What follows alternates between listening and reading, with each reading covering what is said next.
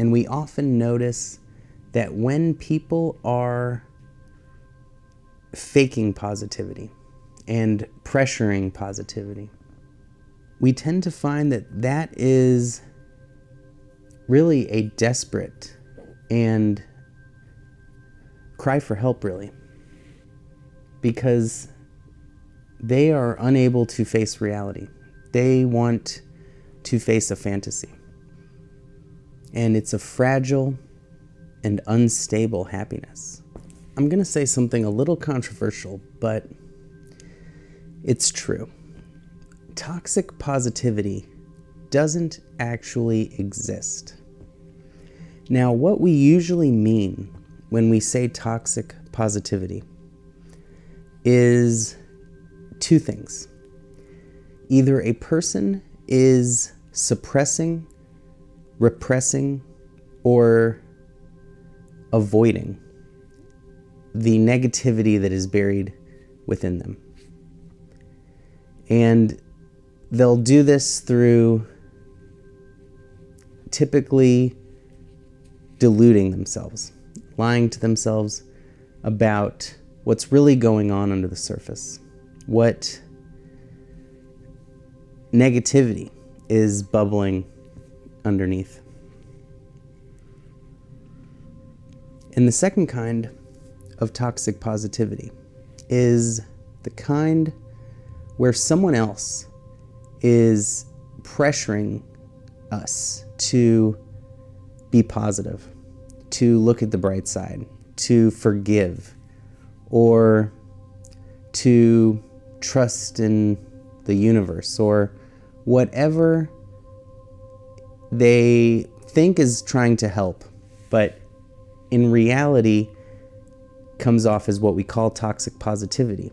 And when that happens, that person is usually suffering from the first kind of toxic positivity, because that is a person who is trying to suppress something that someone else is feeling. That is a very real feeling and condition of reality that is taking place in someone else, that person, the witness, the second person, is having a hard time experiencing. And so their way of stuffing down someone else's negativity, which would trigger their own negativity that they're suffering from and stuffing down, is to try to put a Band-Aid over it, mask it, cover it with pretty makeup, and live in this fantasy world of delusion and self-delusion. When someone is struggling, to deny their reality is to deny an aspect of reality. And it is oftentimes too difficult for that other person to witness someone struggling than it is to just be there for someone struggling, to give space to that reality. And that is what true positivity would look like. It is the allowing for what is, and it is giving it some healing space, because that pain inside of us needs space to breathe. It needs to wear itself out without giving it the energy of stuffing it down or acting out in rage. It needs to have space where it can express itself so that it can, like a fire, burn through that fuel without adding to the fuel. When someone tells someone to look at the bright side or to forgive someone else, this is like telling a bird not to be a bird. It is a real phenomenon. It is happening. Feelings are very real. And if it was easy to just switch that switch, then we would all be blissed out all the time. But when someone is forcing positivity on us, and they are probably coming from a well-meaning place, they really genuinely believe that this is helping, that I'm going to give this person those magic words that will help them completely change their mood and mindset. But in the end, that is of course going to create more suffering, because the person who hears that is going to feel like a failure because they can't change their mindset at will. If they were able to do that, they would be blissed out and nothing would get them down. And that is a place we can reach. We can become more present and mindful of those thoughts and emotions. We can avoid losing ourselves to those heavy emotions, and we can be that space for our own ups and downs, for our own stress as it rises. We can witness it and allow that to be as we would want someone else to be able to hold that space for us as well. Not everyone is able to hold that space, and the people who seem like they've got it all together and they're just going around giving advice and Instagram quotes to help people are really not as in reality as a person who is expressing their feelings, their true, honest feelings. And that's okay. That's okay if people can't be there for us. It's okay if people give bad advice. We can't control others. We can be that space for ourselves. And it simply starts with whatever arises, whatever is there. We don't force it away. We don't give it any energy at all. We don't force it away. And we also don't have to stuff it down in other negative, unhealthy ways, whether it's drinking or shopping or gossiping and talking bad about people and all those things that give us those brief moments of pleasure but do not contribute to our lasting happiness. And hopefully we can reach a place of mutual understanding where we can speak clearly and lovingly to someone who is saying things that aren't helpful. And we can listen to hopefully them speaking lovingly and with kindness as well. And if there is not that ability to connect, then we don't crave something that someone else does not have the capacity to provide. And we may create a healthy boundary. We may seek comfort somewhere else. But we always have that ability to be the space. We are space. We have so much unexpanded awareness potential within us that we can close our eyes, that we can sit with those thoughts, and we can expand to the room we're in, the sensations in our body, so that we are not only thinking those thoughts.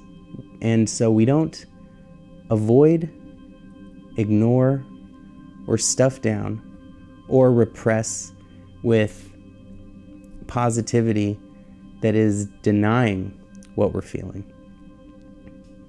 We simply expand beyond it, and so that those heavy emotions don't take up our entire frame of mind, and we can make them smaller by noticing what else is going on.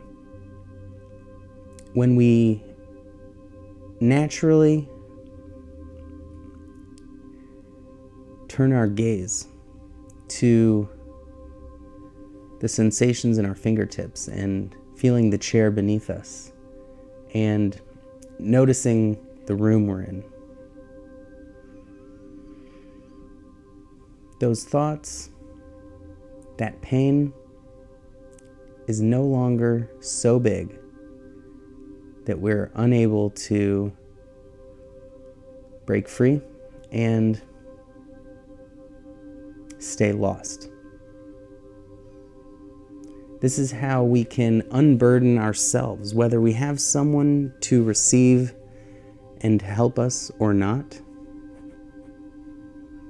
There is always space around us and space within us.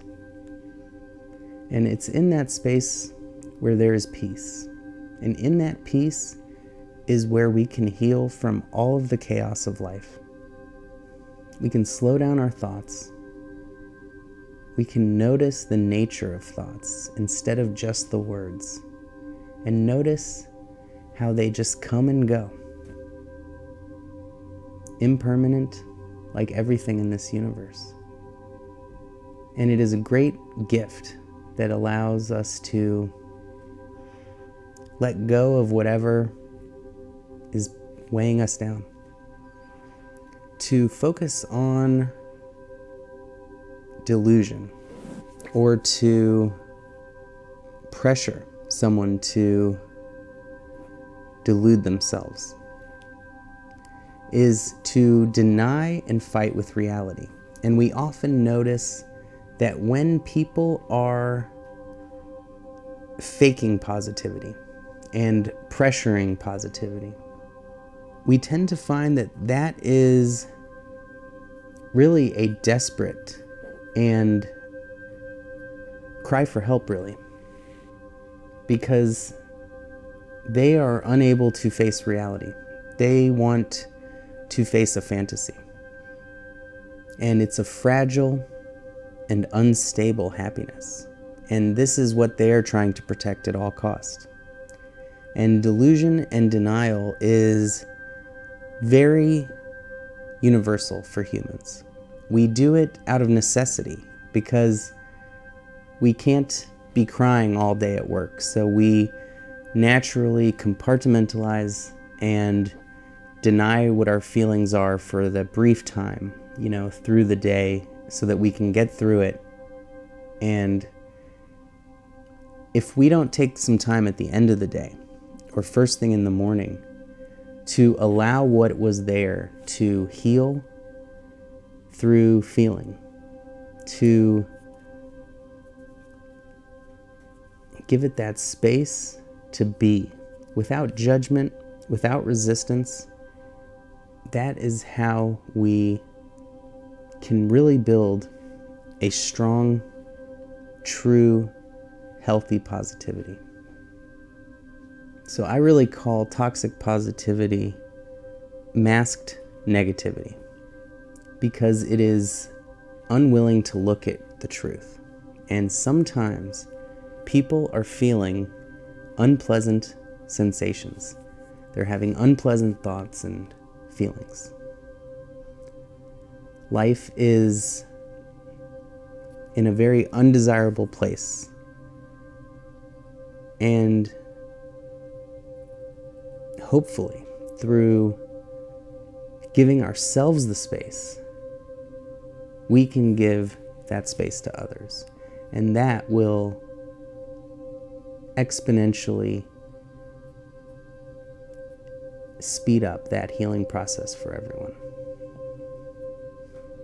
So if someone's saying, cheer up, look on the bright side, God has a plan, this is all for the best, why don't you just forgive them, you're too negative, just remember that you are being honest.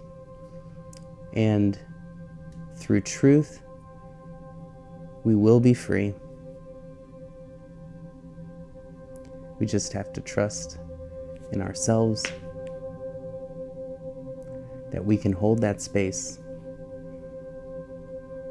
and that this magical universe and these magical bodies are designed to heal from anything. Everything is only temporary, and we'll get through it. But don't rush it.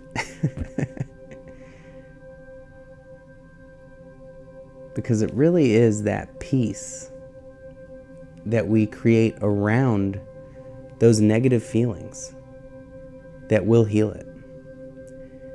If we internalize someone's demands that we just move on, if we internalize someone's orders of looking on the bright side when all we can see is darkness, we are going to get into even darker territory.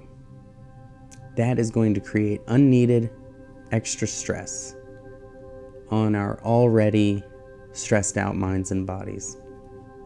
So instead of changing the thoughts or the story, see if you can introduce acceptance and then even love, not for the negative thing that happened, but for that negativity within us. And don't force it. Just first sit with it. Be with it. Honor it. Because all of this helps us to just accept the reality that is already there. We only have two choices: to accept or resist. And if it's already happening, then resistance is futile. Don't let anyone shame you. And if someone is giving you bad advice, stay strong in knowing that you are simply feeling what is there, unafraid to look at something that may be scary to someone else. And maybe, worst case scenario, we learn who is not the best person to share our deepest thoughts and feelings with. And that is actually a great thing.